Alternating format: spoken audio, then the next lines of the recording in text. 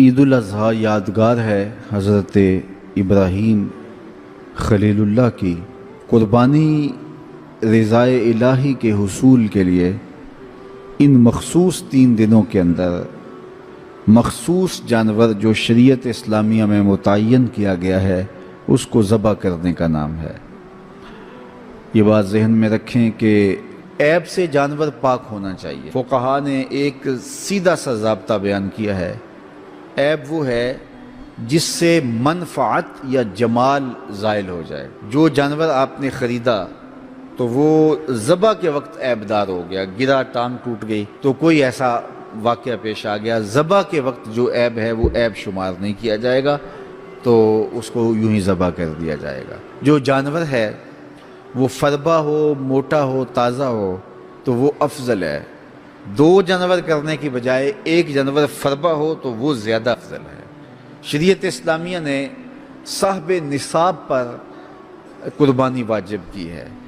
نصاب وہ ہے جو ہمارے ہاں زکوٰۃ کا نصاب ہے، یعنی 52 تولے چاندی یا 7.5 تولے سونا، یا اس کی قیمت۔ زکوٰۃ کے نصاب میں قمری سال گزرنا شرط ہے، لیکن یہ جو قربانی اور صدقہ فطر ہے اس میں سال گزرنا شرط نہیں ہوتا۔ ان عید کے 3 دنوں کے اندر ایک لمحے کے لیے بھی کوئی مالک نصاب ہو گیا تو اس کے اوپر جو ہے وہ قربانی واجب ہوگی۔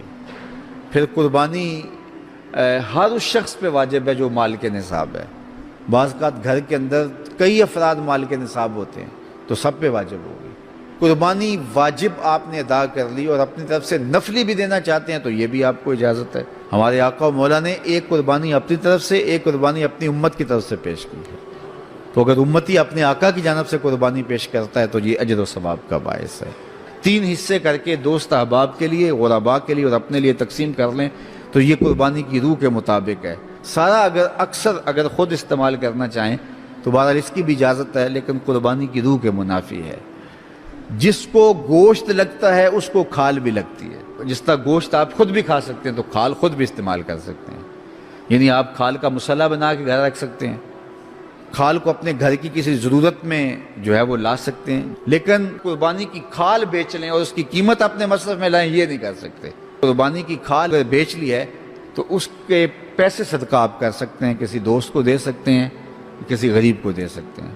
تو قربانی کی کھال جس کو مرضی دیں، لیکن بہتر یہ ہے کہ قربانی کی کھالیں مدارس دینیہ کو دی جائیں، چونکہ یہ مستحق بہت زیادہ ہیں۔ مدارس دینیہ کے بجٹ کا زیادہ تر انحصار قربانی کی کھالوں پہ ہوتا ہے۔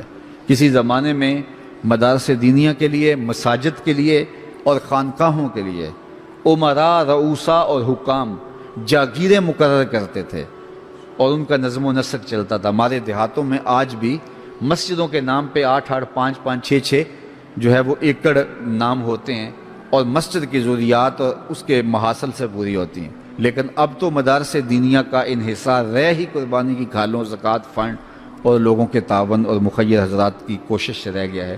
اس لیے اپنے مدارس کی طرف بہت زیادہ توجہ دینے کی ضرورت ہوتی ہے اور قربانی کی کھالیں کوشش کر کے خود مدارس دینیہ کے اندر پہنچائیں۔ اور آپ کے سامنے جامعۃ المصطفیٰ ایک ایسی درسگاہ علمی ہے کہ جس کے فیضان سے ایک زمانہ متمتع ہو رہا ہے اور یہاں سے نکل کر اطراف و اکناف عالم کے اندر جو ہیں وہ لوگ پھیل رہے ہیں اور فائدہ پہنچ رہا ہے۔ اللہ کا شکر ہے یہاں سے جانے والے پیغام کو مسلم بھی قبول کر رہے ہیں اور غیر مسلم بھی قبول کر رہے ہیں، تو یہ اللہ کا فضل ہے، اس پر ہمیں شکر ادا کرنا چاہیے۔ اور کتنے مسلمانوں کی اصلاح ہوئی ہے اور کتنے لوگ فائدے میں گئے ہیں، تو یہ ایک اللہ تعالیٰ کا بڑا فضل ہے اور اللہ تعالیٰ کا بڑا ہی کرم ہے کہ کتنے لوگوں کو یہاں سے فائدہ ہو رہا ہے۔ اور ظاہر ہے ہم ساری زندگی تو نہیں بیٹھ رہیں گے، ایک وقت عمر کا، زندگی کا ہم نے پورا کرنا ہے، اس کے بعد ہم نے چلے جانا ہے، تو ہماری جگہ اوروں نے آنا ہے۔ تو یہ دارالعلوم اگر زیادہ سے زیادہ لوگ پیدا کرے گا تو زیادہ لوگوں کو فائدہ پہنچ سکتا ہے۔